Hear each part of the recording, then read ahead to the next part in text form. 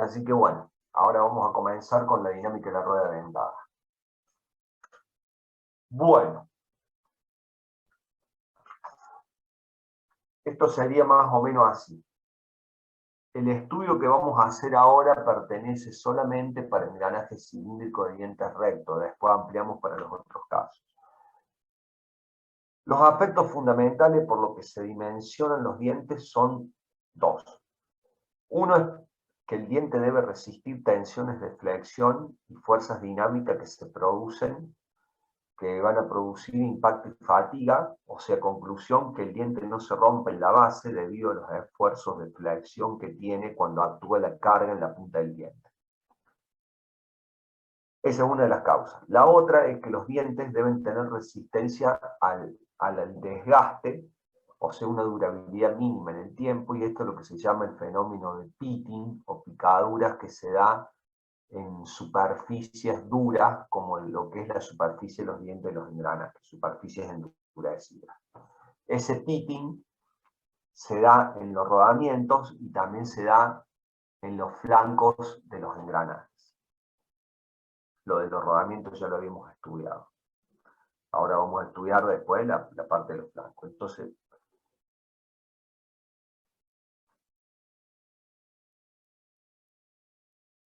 todo este estudio lo vamos a hacer haciendo análisis de fuerzas que aparecen en la rueda dentada. Bien.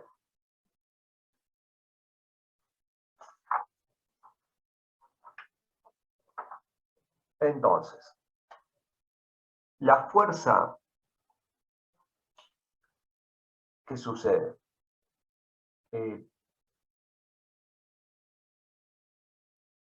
Vamos a suponer que solo un par de dientes está en contacto, aunque teóricamente y prácticamente, siempre son más de un solo par de dientes en contacto. Un solo par de dientes en contacto significa que estoy teniendo una duración de engrane de 1. Y nosotros dijimos que en la práctica siempre la duración de engrane va a ser mayor que 1. Vamos a considerar que solamente hay un par de dientes en contacto. En la práctica no es así. Pero es más conservativo considerar que el empuje actúa solo en un solo par de dientes para hacer las consideraciones necesarias. Normalmente en un engranaje cilíndrico de diente recto, la duración de engrane puede ser de 1,2 a 1,80. O sea que no voy a tener un par de dientes en contacto, sino que voy a tener 1,20 o 1,50 o 1,80 pares de dientes. O sea, significa que no actúa la carga en un solo par. O sea que siempre habría en contacto dos pares de dientes, y de esa manera se asegura un contacto sin golpe, pero nosotros para el cálculo dinámico vamos a considerar un solo par de dientes en contacto, siendo más conservativo. Hay muchos métodos de cálculo de engranaje, muchísimos. Nosotros vamos a presentar 3 métodos de cálculo o 3 procedimientos de cálculo para el cálculo de la dinámica de la rueda dentada. Existen millones de procedimientos en muchísima bibliografía que hay al respecto. Nosotros presentamos métodos clásicos que tienen un nombre viejo, que son sistemas que son uno de los primeros que iniciaron todo este estudio. Los demás métodos lo que hacen es ampliar o mejorar estos 3 métodos básicos que se plantean.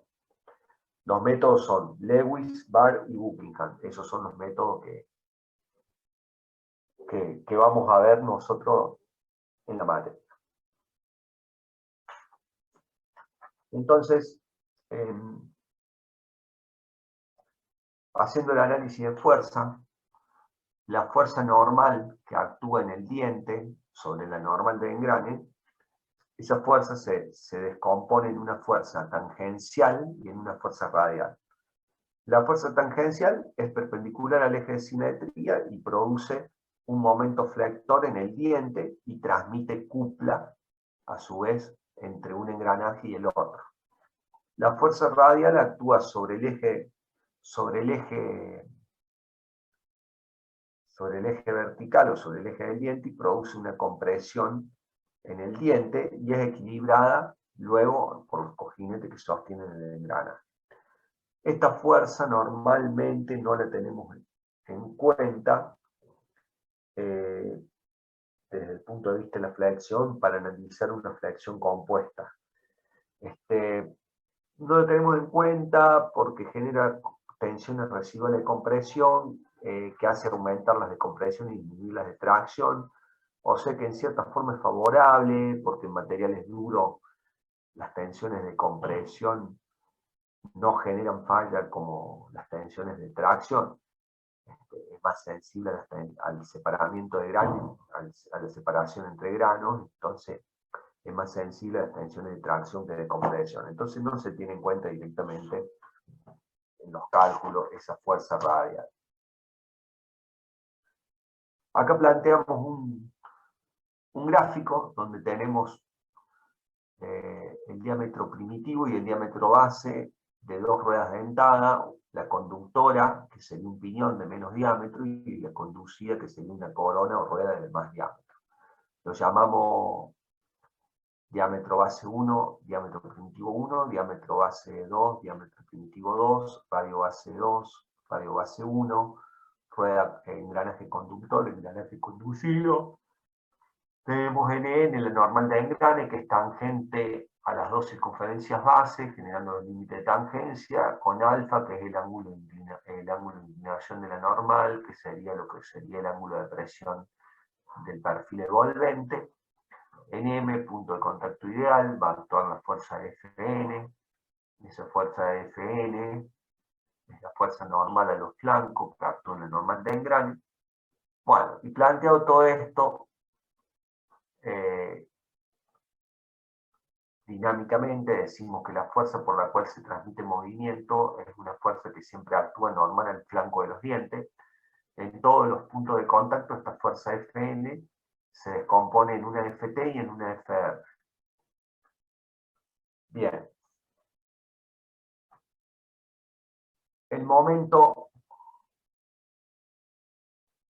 transmitido por el engranaje conductor, MT1 va a ser 716.200 de la potencia sobre el número de RPM, y eso va a ser igual al radio base 1 por la fuerza normal y va a ser al radio primitivo 1 por la fuerza tangencial. Podemos plantear esto igual.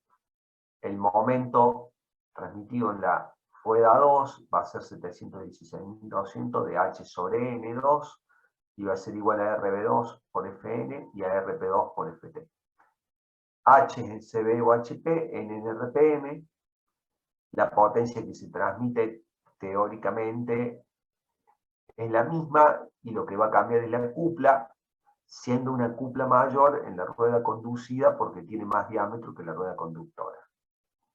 Entonces, de todo esto podemos decir que la fuerza Ft es igual a Mt1 sobre N1 o es igual a Mt2 sobre N2.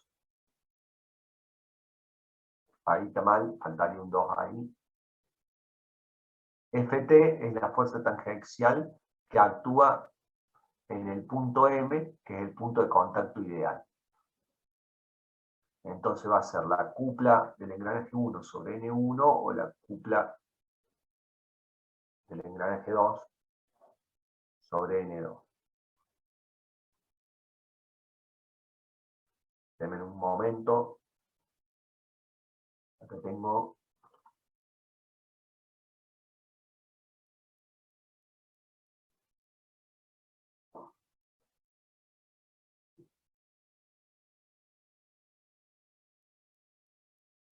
No, acá hay algo, hay un error de tipeo acá, disculpen, acá hay un error de tipeo.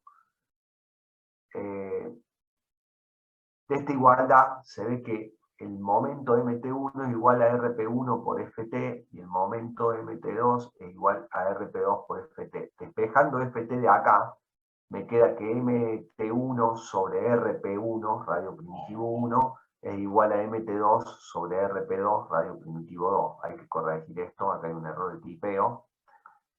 Y eso sería la fuerza tangencial que actúa en M, punto de contacto ideal. Entonces, dinámicamente, estas son las fuerzas que aparecen en los dientes, en los engranajes, y decimos que hay muchísimos métodos de cálculo dinámico de engranaje y nosotros vamos a plantear o estudiar tres, que es Lewis, Barr y Buckingham, que son los métodos más clásicos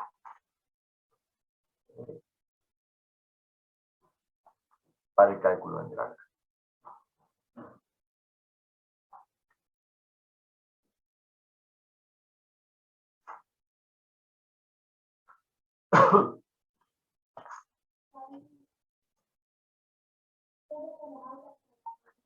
También acá, que no está, no lo tengo actualizado esto, que no lo, podemos decir que Ft por trigonometría, podemos decir que Ft es igual a Fn por coseno de alfa.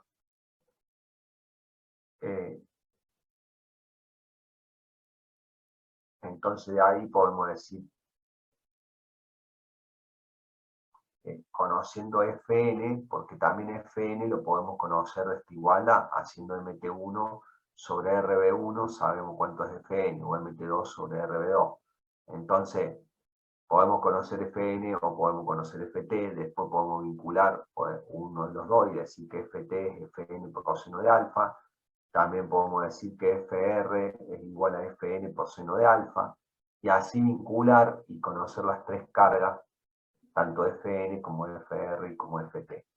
Fn y Fr se pueden sacar en función a la cupla transmitida.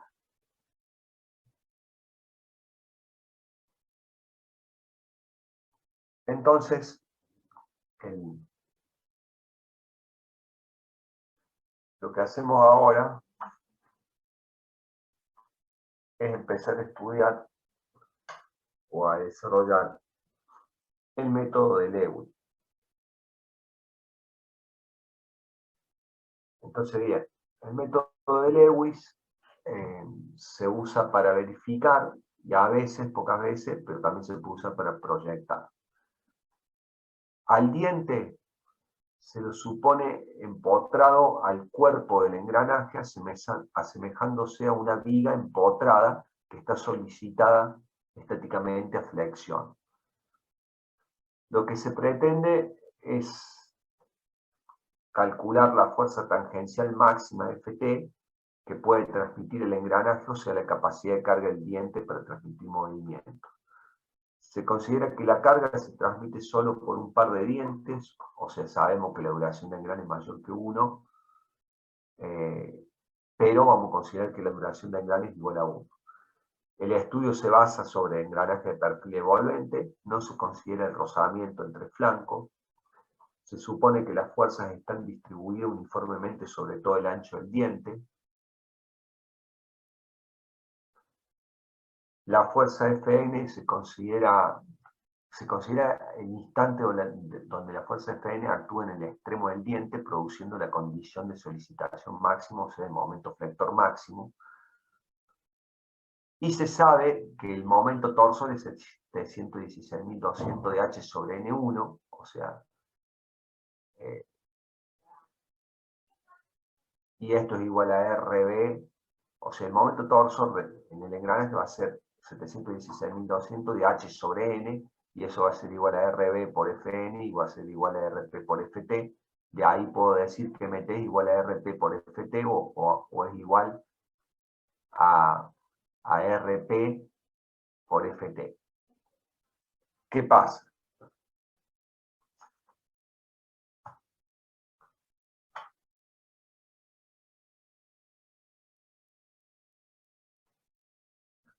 ¿Qué sucede? Esta es una igualdad que ya sabemos de dónde sale, y acá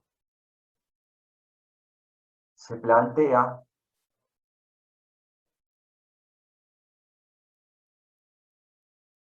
una situación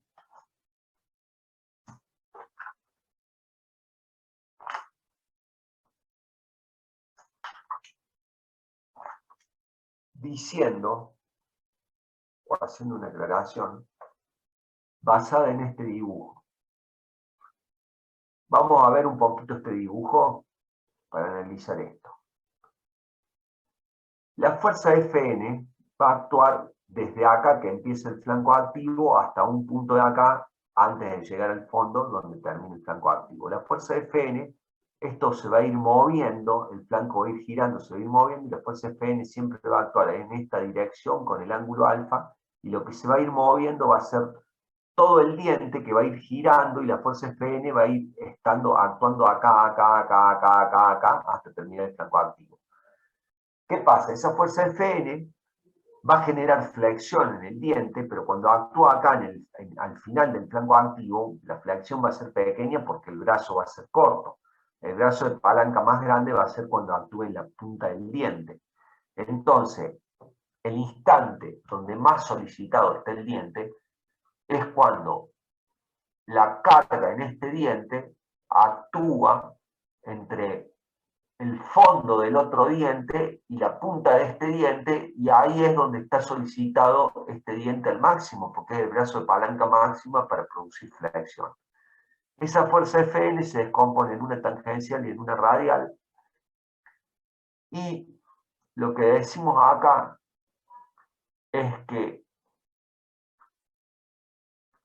esa fuerza Ft que actúa en el primitivo se saca diciendo que es Mt es igual a Rp por Ft, y esa es la fuerza Ft que dinámicamente sacamos.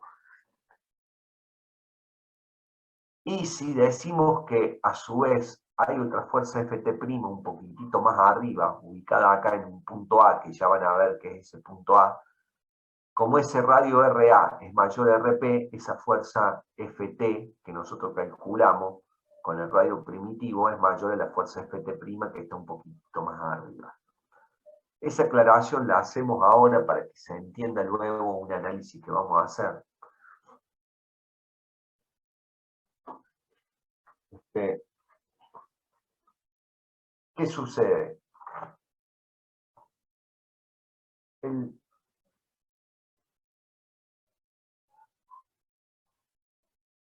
La fuerza Fn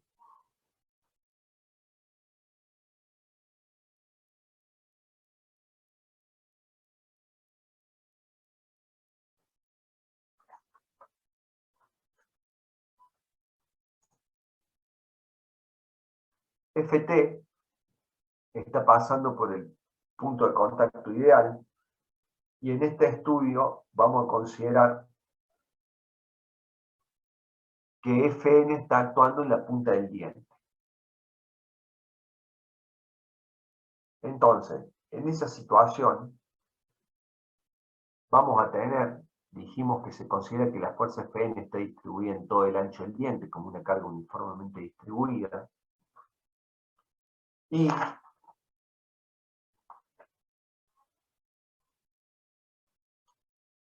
en esta situación estamos explicando que si yo considero que la fuerza Ft está actuando en A, estoy siendo conservativo, porque en realidad Ft' es un poquitito menor a Ft, porque el radio desde 0 hasta M, que es el radio primitivo, es un poquitito menor que el radio que va desde A hasta 0.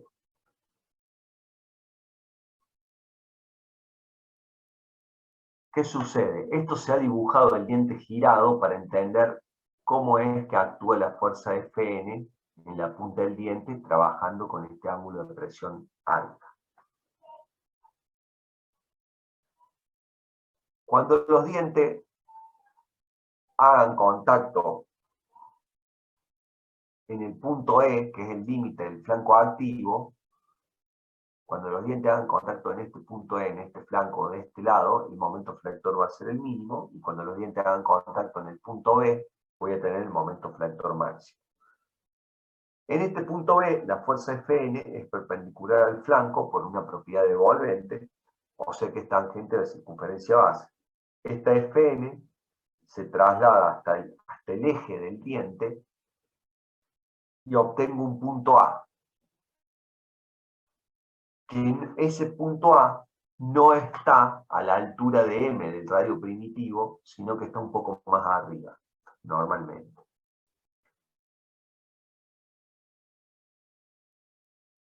En esa situación, yo obtengo el punto A, que es algo que voy a usar. Entonces, Lewis considera que el diente tiene una forma prismática y que en la sección del empotramiento tengo la sección más solicitada, la sección crítica donde se puede romper el diente. Para poder simplificar, Lewis utiliza, en vez de utilizar el diente con el perfil evolvente, utiliza un sólido de igual resistencia, haciendo un análisis y diciendo que es una parábola que nace en el punto A. Acá tengo el diente solo dibujado con Fn que pega en el punto B, que en el eje de simetría encuentra el punto A, que ahí nace una parábola que es un sólido de igual resistencia, y que esa parábola nace en el punto A y hace tangencia en los flancos sobre el radio de acuerdo. Y ahí define, cuando la parábola hace tangencia en los flancos sobre el radio de acuerdo, sobre el fondo del diente, define lo que se llama una sección crítica. Esa sección crítica tiene un ancho A, un ancho A por otro ancho en la otra dimensión B. B es la dimensión del ancho del diente y esa dimensión A es el espesor de esa sección crítica. Entonces la sección crítica S es A por B y tanto el sólido de igual resistencia como el diente tienen exactamente la misma resistencia a la flexión en ese punto, o tienen el mismo momento de inercia o módulo resistente en ese punto. Por encima de la sección crítica, el diente tiene más resistencia que la parábola. Por debajo de la sección crítica,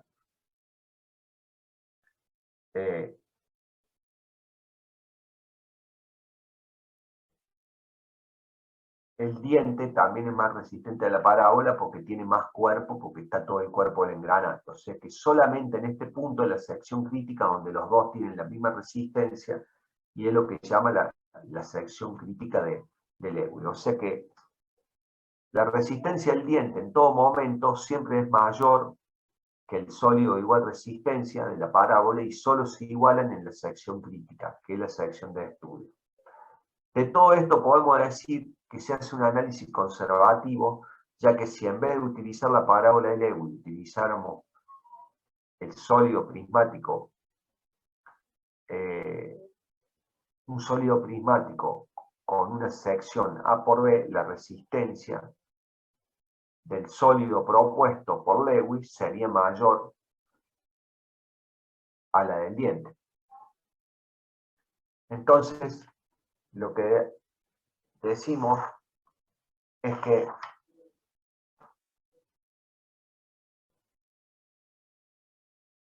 Lewis analiza este instante donde Fn está actuando en el punto B, que es la punta del diente. Entonces Ft, esta Ft se saca en función de la potencia. Y esta Ft' es la fuerza tangencial de Lewis. Esta Ft es igual al momento sobre el radio primitivo. Y esta Ft' es la fuerza tangencial de Lewis, que es la fuerza que vamos a analizar acá en todo el estudio de Lewis.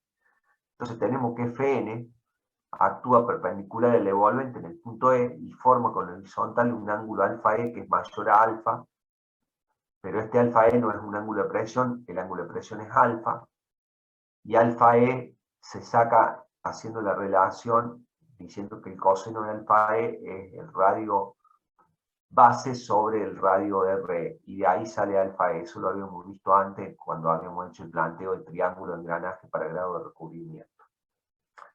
Entonces, esta parábola o sólido igual resistencia en esta sección resistente, tanto el diente como la parábola, tienen una tensión de compresión debido a la fuerza radial que se descompuso acá, una tensión de flexión debido a Ft', y como conclusión tienen una flexión compuesta, donde los esfuerzos de compresión son mayores que los de tracción.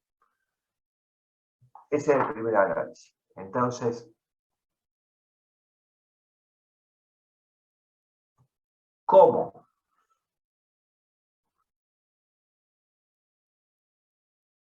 ¿Qué sucede? El momento flector que se produce en el diente va a ser la fuerza Ft' por la distancia esta que es h, que va desde A hasta la sección resistente. esto que escribí acá. La tensión de flexión va a ser el momento flector sobre el módulo resistente de la sección crítica. Y el momento flector va a ser la tensión de flexión por el módulo resistente. Entonces, igualando este momento flector, que es Ft' por H, con este, que es la tensión de flexión por el módulo resistente de la sección resistente, me queda esto. Y de ahí despejo Ft', que es la fuerza tangencial de Lewis. Esta fuerza es la fuerza que queremos estudiar, el Ft'. Acá yo les mostré una figura donde pueden tener lo que les explicaba, que la carga se divide en una radial y en una tangencial. Y acá bajé de internet el dibujo también de una parábola con un diente que tiene un poco de socavado, donde pueden ver punto donde actúa la fuerza normal, que se compone en una radial, en una tangencial, donde se toma el brazo de palanca, donde está la sección resistente entre la parábola y el diente, y ahí se define la sección resistente de Lewis.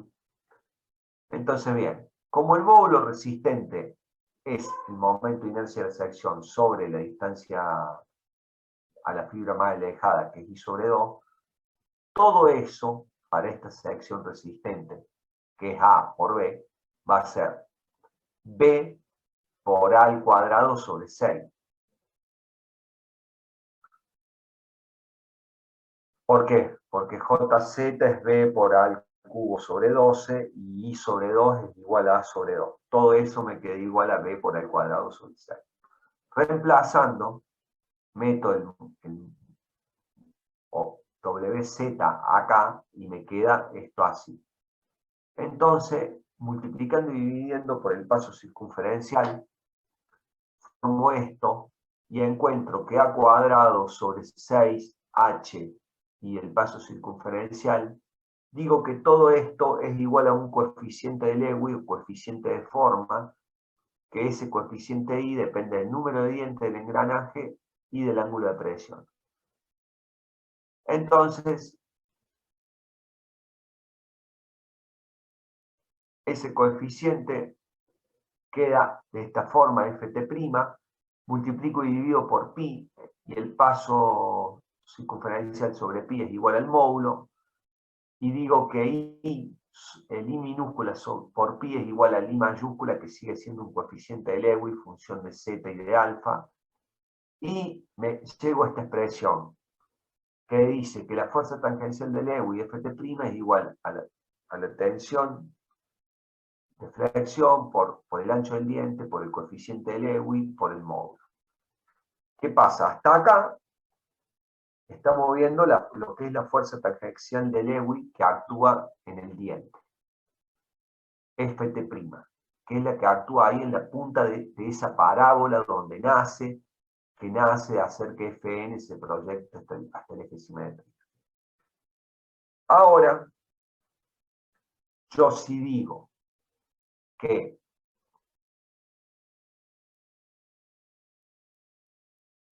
en este punto, si yo digo que la tensión es una tensión admisible, sigma, que es el sigma de rotura sobre 3, eso lo dijo Lewis. Lewis dijo, bueno, hasta acá es la fuerza tangencial que actúa en el diente. Ahora, si yo digo que esta tensión ya no es más la tensión de flexión en el diente, sino que es una tensión admisible, que es el sigma de rotura del material del engranaje sobre 3, dicho por Lewis. En ese caso, al hacer eso, ya la fuerza Ft', que es una fuerza de Lewis, se transforma en una capacidad de carga que la llamamos Fb de Lewis y que es la máxima carga tangencial que puede soportar el diente de flexión o la capacidad de carga del diente. Y esta expresión se transforma en esta. Entonces el Ft' deja de ser una fuerza y pasa a ser una carga máxima o una capacidad de carga, y la tensión pasa a ser una tensión admisible, que es la enzima de rotura sobre 3. Entonces esta expresión es la expresión más famosa dentro de lo que es dinámica de engranaje, y dice que la capacidad de carga o la fuerza tangencial máxima que soporta un diente a la flexión según la teoría de Lewis es la tensión admisible de Lewis, que es la tensión de rotura del material sobre 3, por el ancho del diente, por el módulo del diente, y por I, que es un coeficiente que depende del ángulo de presión y del número de dientes.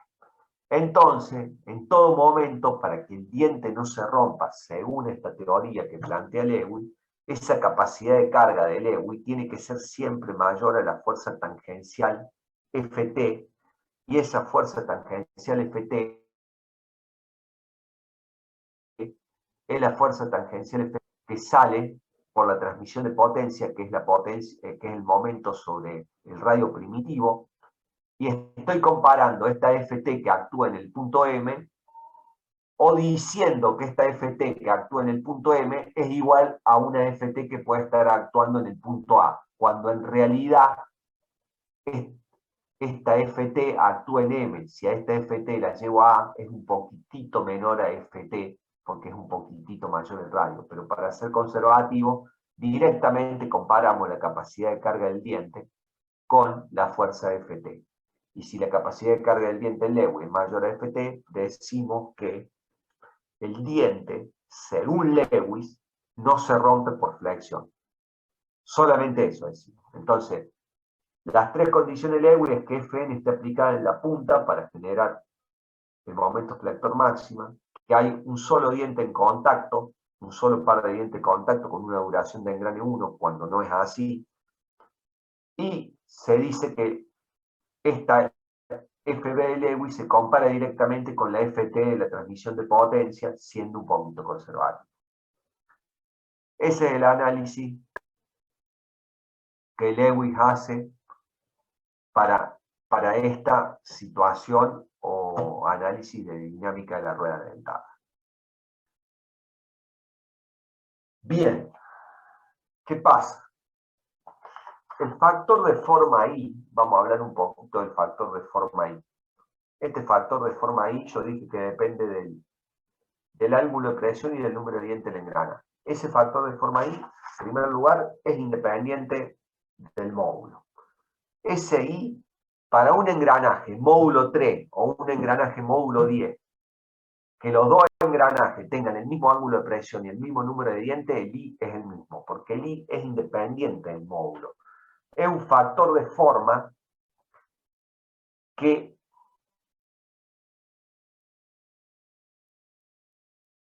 solamente depende del ángulo de presión y de el número de dientes, y que tiene que ver con la forma que va a tener el revolvente. ¿Por qué? Porque el I de Lewis va a ser igual para un engranaje módulo 10 que para un engranaje módulo 1, pero la capacidad de carga de Lewis va a ser siempre mayor para un engranaje de módulo 10 que un módulo 1, porque en la capacidad de carga influye el módulo. Pero el I de Lewis, para un mismo número de dientes y para un mismo ángulo de presión, no importa si el diente tiene módulo 1, 2, 3, 4, 5, 6, 10 o 20, el diente tiene la misma morfología, es proporcional. Entonces se considera que el I de Lewis es el mismo.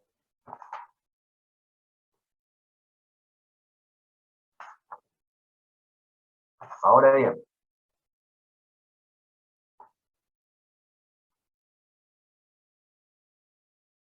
¿cómo es esto?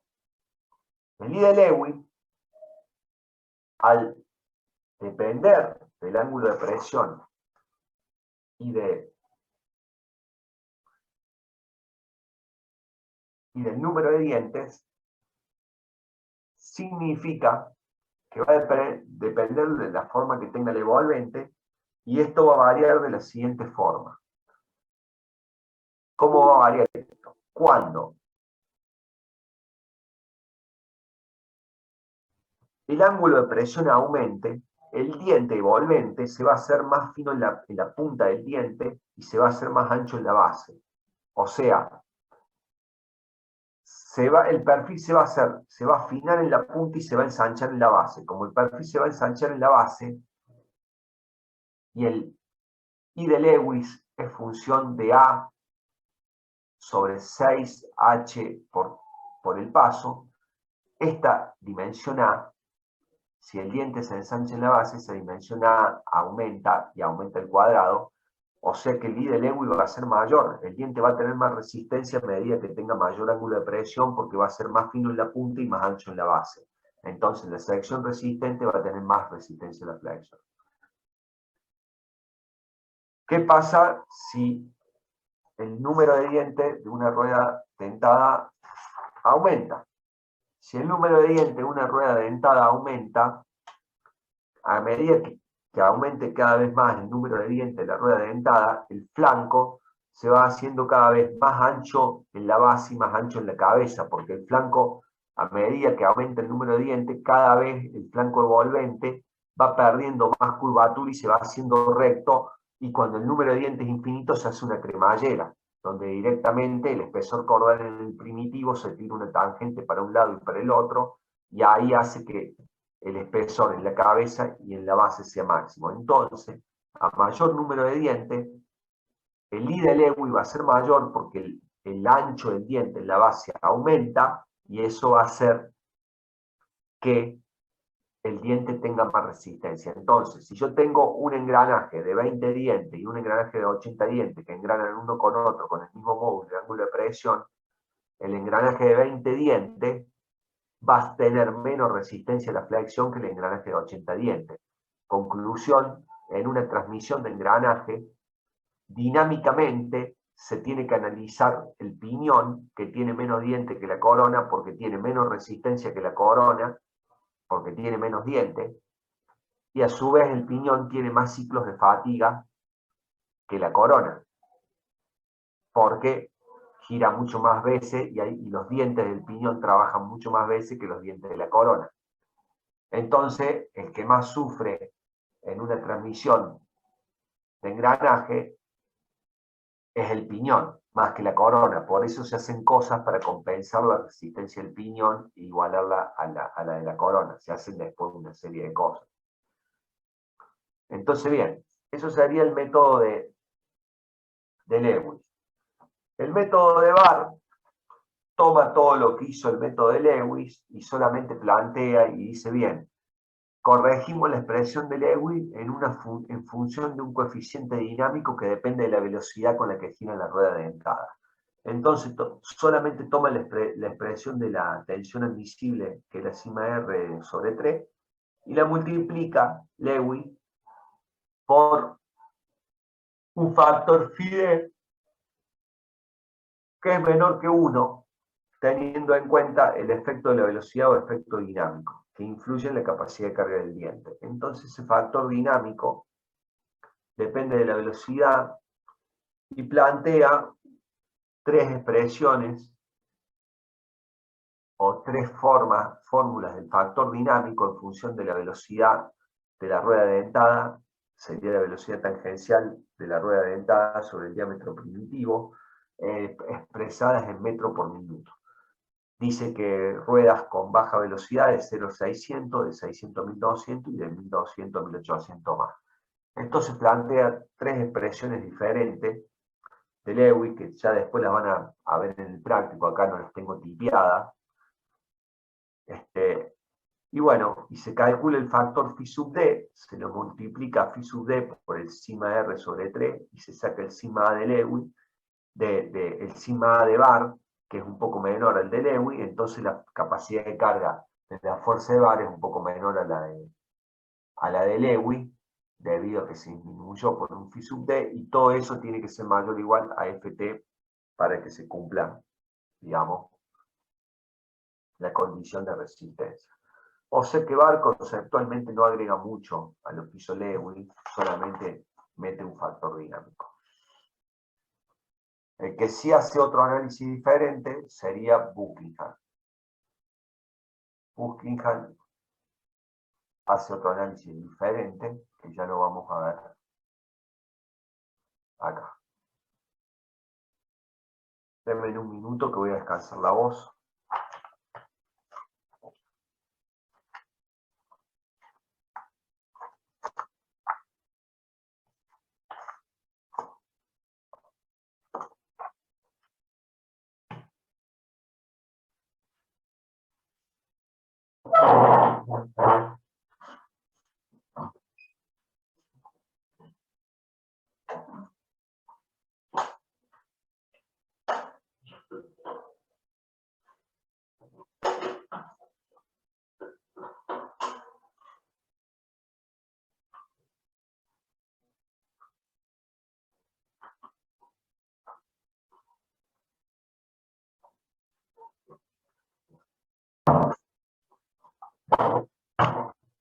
Bueno, vamos con el método de Buckingham ahora.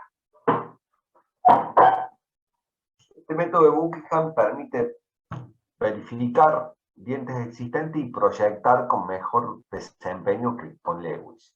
Buckingham toma esa expresión de Lewis y además considera la velocidad de las ruedas dentadas, los efectos de concentración de tensiones debido al radio de acuerdo en el fondo del diente, la fatiga que se genera en los dientes, la calidad de terminación de la rueda dentada, la geometría, los materiales, y tiene en cuenta que las superficies también se pican y se gastan por tensiones de contacto.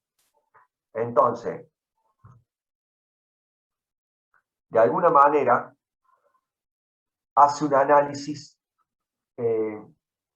buscando verificar o proyectar un diente bajo dos criterios: que no se rompa en la base por flexión y que no se pique por pitting o por picaduras, que no se pique ese flanco del engranaje.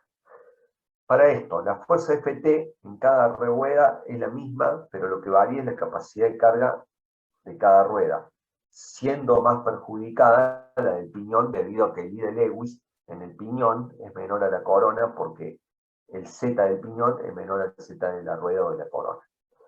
El piñón es el que se gasta primero, a su vez, porque tiene más carga de fatiga, ya que a menor diámetro y por ende tiene mayor velocidad, mayor RPM y funcionan sus dientes, tienen más ciclos por minuto de funcionamiento que los de la corona, o sea que tienen más fatiga.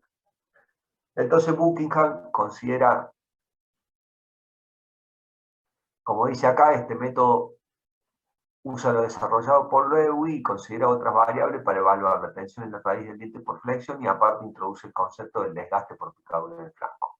Buckingham considera que la carga que genera flexión en el diente ya no es la fuerza Ft, que es la fuerza tangencial en función de la potencia, que sería el momento sobre Rp, sino que a su vez es Ft más un delta P. Ese delta P es un incremento de carga dinámica. Ese incremento de carga dinámica junto con Ft genera una carga dinámica de Buckingham, que le llamamos P sub D. O sea que lo que Buckingham hace es aumentar la carga actuante en el diente en un delta P. En ese delta P se tiene en cuenta la velocidad tangencial del engranaje en el diámetro primitivo, la fuerza tangencial Ft, el ancho del diente, el ángulo de presión, los errores de fabricación del dentado y el módulo resistente de los materiales, el módulo longitudinal resistente de los materiales del piñón y de la rueda. O sea que se considera todo. Ese delta P tiene esta fórmula, donde alfa prima no es el ángulo de presión, sino que es un coeficiente para homogeneizar unidades. ¿Ves? La velocidad tangencial en el diámetro primitivo del diente, Ft, la fuerza Ft que surge de la transmisión de potencia, que es el momento sobre Rp. ¿Ves? El ancho del diente. C es un coeficiente de deformación que depende de los errores de fabricación del dentado, del ángulo de presión y de los materiales de la rueda y del piñón. ¿Qué pasa? Todo esto lo vamos a ver en el práctico. B es la velocidad tangencial medida en metro por minuto. B corta. B larga es el ancho de la rueda medido en centímetros. C es un coeficiente de deformación expresado en kilos sobre centímetro. Ese C depende del error compuesto de fabricación del engranaje, del ángulo de presión del engranaje y del material del piñón y de la rueda. Este alfa es un coeficiente para homogeneizar unidades, que para sistema métrico que usamos nosotros es 0,164 por kilos al 1 medio por minuto sobre metro. Todo esto después lo vamos a ver en el práctico. Y este delta P queda expresado en kilos, que se suma al otro Ft en kilo para encontrar PD, que es la carga dinámica de Buckingham. ¿Qué es el error compuesto de fabricación? A ver, cuando fabricamos engranajes, ¿qué sucede? Cuando fabricamos engranaje tenemos errores de fabricación. Errores en la forma de la hélice del engranaje, del envolvente, error de forma de dirección, error de paso, de división, de concentricidad del engranaje con respecto a de concentricidad de los dientes con respecto a su centro, del giro. De todos esos errores, el error más importante es el de concentricidad, que si se grafica en una vuelta contra un engranaje patrón poniendo un comparador y dejando un eje flotante y el otro eje fijo y se hace rodar dos engranajes sin juego, va a tener esta forma. A esa forma se le suman los otros errores y tiene una forma más o menos así. Esta diferencia de acá a acá, que puede ser unas décimas o unas centésimas o décimas de milímetro en total, esto es lo que se llama error compuesto de fabricación del engranaje. No es exactamente la sumatoria, pero no es la sumatoria de todos los errores de fabricación, sino que es el error de concentricidad más lo que influye en los otros errores que genera una curva de esta forma y de esta forma se determina el error compuesto. ¿Qué pasa? Hay tablas que hablan de un error compuesto admisible en función de la velocidad tangencial de la rueda dentada, o sea que un engranaje, a medida que funciona más RPM y tiene mayor velocidad tangencial en función de su diámetro primitivo, necesita, de alguna manera, tener menores errores de fabricación, o se lo recomienda tenerlo con menores errores de fabricación, o tener una mejor calidad de fabricación, por condiciones de resistencia y por condiciones de rumorosidad, que es algo parecido a los rodamientos. A medida que aumentaba el índice de velocidad de los rodamientos, había que tratar de buscar rodamientos de super precisión para que puedan tener mejor funcionamiento en sí. Entonces, de alguna manera, ese error compuesto de fabricación, junto con el ángulo de presión del diente y el material del piñón y de la rueda, forman una tabla y de ahí se puede sacar el índice C, que es el coeficiente de formación, y con eso calcular la fuerza delta P y con delta P calcular P sub D. Una vez que tenemos el valor de P sub D, se plantea evaluar la tensión en la raíz del diente por flexión. Y para eso usamos lo aprendido por Lewis, pero en vez de decir que esta es una tensión invisible, decimos que esta es una tensión en la raíz del diente y que es la carga P sub D de Buckingham sobre B por M por I, que es el I de Lewis, y a todo eso lo multiplico por un K sub T, que es el coeficiente de concentración de tensión al fondo donde termina el diente y empieza el cuerpo, el engranaje. Entonces ahí también hay concentración de tensiones por flexión, que aumentan esas tensiones normales de flexión. Entonces acá se agrega el factor de concentración de tensiones y en el P sub D se tiene en cuenta todo lo demás que tuvimos en cuenta para calcular el delta P. Y con esto encuentro la tensión. Con esto estoy encontrando la máxima tensión de flexión sobre el diente, considerando el efecto de concentración de tensión en la raíz del diente, que depende en esencia de este radio de acuerdo y de otros factores más. Y esa es la máxima tensión que según Buckingham tengo en el diente, y a eso lo tengo que comparar y decir que tiene que ser menor o igual a la tensión admisible del diente, del material del diente, pero no una tensión estática, sino una tensión admisible a una flexión pulsante. ¿Por qué?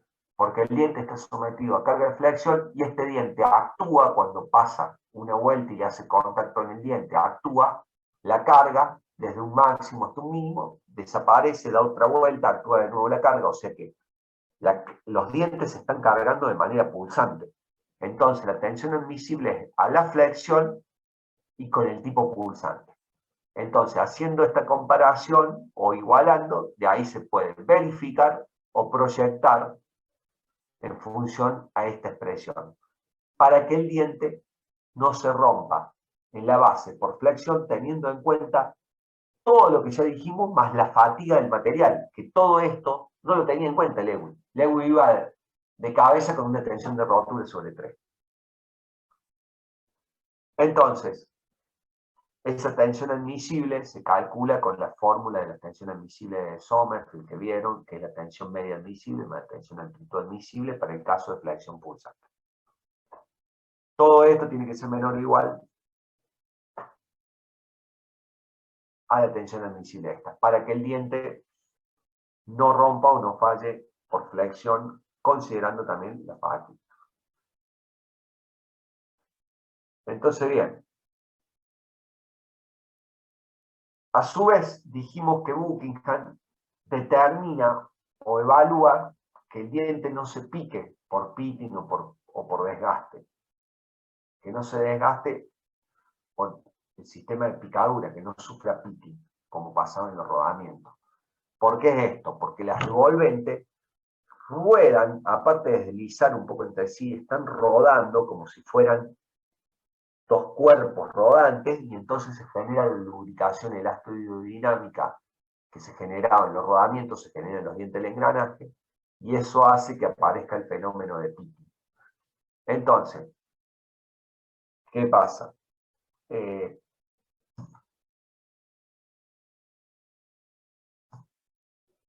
El desgaste de los dientes se puede manifestar por varias cuestiones, abrasión, quemado, millones de fallas prematuras que pueden tener los engranajes. Pero la picadura, que es una de las más importantes a considerar, se evalúa de esta manera el pitting. Vos tenés que las tensiones de contacto de Hertz por rodadura son de compresión, son máximas en la superficie y disminuyen a medida que me meto en profundidad en el material, pero las tensiones de corte indirecta son nulas en la superficie y son máximas en una cierta profundidad P, como dijimos en engranaje.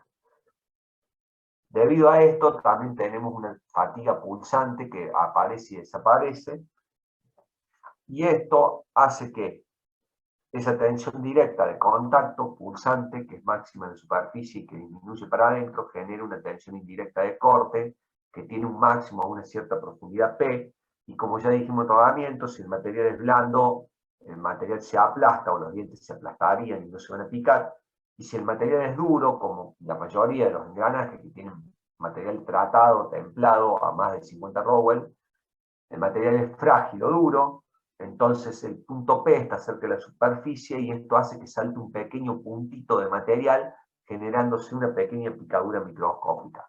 ¿Cómo crece esa picadura con el tiempo? Igual que en rodamiento, por el fenómeno de bacheo que tiene el lubricante en el medio del engranaje, va quedando atrapado y cada vez que rueda un diente sobre otro queda atrapado y hace que eso, por fenómeno de bacheo, empiece a agrandarse y aparezca lo que sería el pitting o la picadura. ¿Qué pasa? Los flancos tienen deslizamiento y rodadura, pero existe un punto donde los flancos no tienen deslizamiento, tienen solamente rodadura, que es en el diámetro primitivo. Entonces, en la zona donde existe deslizamiento, se forma una película de lubricante mayor que aumenta el área de contacto en esa parte de la lubricación elastodinámica y disminuye la tensión de contacto. Y en la zona donde hay rodadura pura, o sea que en la zona del diámetro primitivo, ahí es donde pueden aparecer las picaduras debido a las tensiones de Hertz. Entonces, el cálculo de resistencia al desgaste o al pitting, lo que trata de buscar es el valor de la máxima carga sobre el flanco que no vaya a provocar el desgaste por picadura. Entonces, esta carga determinada por Buckingham, directamente planteamos la fórmula de la carga límite de desgaste determinada por Buckingham, que se llama FW, que es el diámetro primitivo por el ancho del diente, por 2 veces z de la rueda sobre z de la rueda más menos o menos más z del piñón, por lambda. Más cuando están rodando dos engranajes externos y menos cuando está rodando un engranaje interior con uno exterior, como sería un sistema epicicloidal. B el ancho del diente, dp el diámetro primitivo, el diámetro primitivo, usamos el del piñón porque se desgasta primero el piñón. Y lambda, que se llama un coeficiente mínimo de desgaste, que tiene esta fórmula matemática, donde vemos que lambda se mide en kilos sobre centímetros cuadrados, ancho del diente se mide en centímetros, diámetro primitivo lo puedo expresar en centímetros, y de esta manera obtengo el FW en kilo, donde lambda lo voy a sacar en una tabla, pero esta es la fórmula, donde vemos que depende de la tensión límite sigma S, la tensión límite de fatiga, que depende de los materiales y la dureza. Mayor dureza, mayor tensión límite de fatiga. R y EP, módulo de elasticidad longitudinal de la rueda y del piñón, en kilos sobre centímetro cuadrado. O sea que esta expresión de lambda depende del material del engranaje o del material de los engranajes que están haciendo contacto, de la dureza en los flancos que tengan el engranaje y del ángulo de presión alto. Este lambda directamente se puede obtener de tabla en los prácticos, entonces calculando FW, esa carga límite de desgaste sería el límite que no debo superar, entonces la carga dinámica de Buckingham que considera que tiene el diente, que es Ft más delta P, ese P sub D, la carga, tiene que ser menor o igual a la carga límite de desgaste para que los dientes no sufran pitting o picadura. Entonces, Buckingham analiza el diente desde dos puntos de vista. Desde el punto de vista de la picadura o pitting y desde el punto de vista de la rotura, la flexión en la base, considerando millones de cosas que no consideraba Lewis. Mientras que Lewis solamente analiza que el diente no se rompe en la base con una carga, con un método, digamos, estático que no tiene en cuenta millones de cosas que tiene en cuenta Buckingham. Entonces, eso es lo que se plantea. Acá yo le comparto algunas imágenes. Esto es cuando no existía elemento finito, que se hacía un análisis de fotoelasticidad. Esto lo saqué de Niemann, donde se ve que el diente de este engranaje haciendo contacto con la carga Fn en la punta genera tensiones de contacto de compresión acá, que son las que yo le decía que generan picadura, y acá en la raíz tenemos las tensiones de flexión. Y acá tienen otro libro de engranaje que saqué, imágenes de lo que eran métodos de fotoelasticidad, métodos antiguos cuando no había elementos finitos, para analizar en un punto de contacto como el A, vos tenés las tensiones de contacto, de compresión, de Hertz, y acá en C y D, C y B tenés las tensiones en la raíz del diente debido a la concentración de tensión y a la flexión que genera la carga. Bueno, esto es lo que sería dinámica de la rueda dentada, y con esto termino ya la unidad de engranajes cilíndricos de diente recto, y ya luego vamos a empezar con engranajes helicoidales.